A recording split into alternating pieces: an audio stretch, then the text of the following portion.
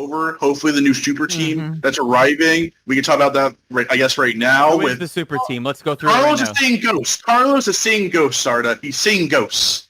now. And why would you say that? Does that transcend esports, Tyler?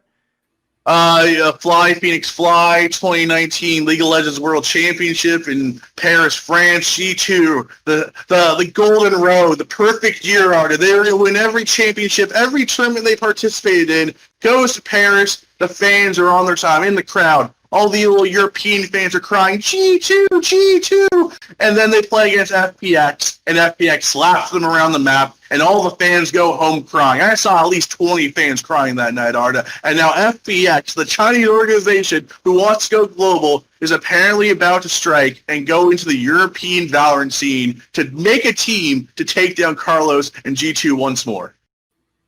So FPX, Emily, it looks like FPX is going to be entering the scene. It looks like it could be a super team that they're amassing. What do you think this is going to do to the EU scene? I mean, I think there are a lot of the next Ignition series being a 6-team tournament kind of points out a lot of the problems right now in Europe. And I ranted about this on Tyler's show, so I'll try to be more calm about it on this show. But basically, I think the most frustrating thing that's going on in Europe right now is that teams are not willing to pick up full sides. They want to pick and choose their own star players, which is frustrating because with not a lot of orgs getting involved in the scene right off the bat, Sue Collins wrote something for, I believe, GG Recon, where she talked to Fnatic about how they were looking to pick up the entire lineup of Fabricant, but then they decided not to.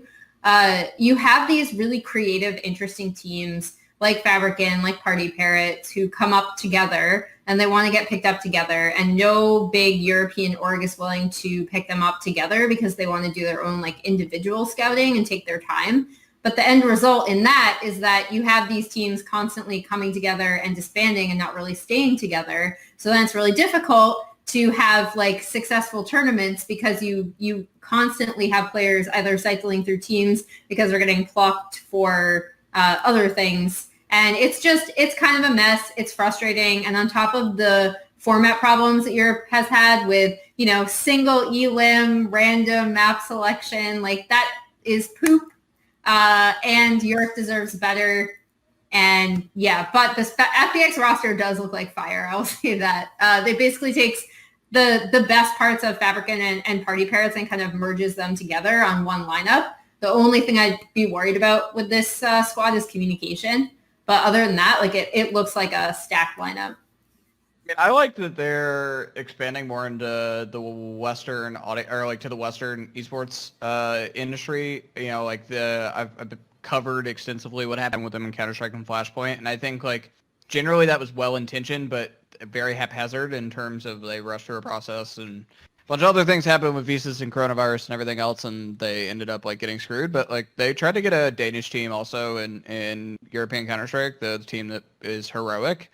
I like that FPX is kind of expanding their brand rather than doing what some of the Chinese esports teams has done, where they just basically sign Chinese FPS teams that are not good.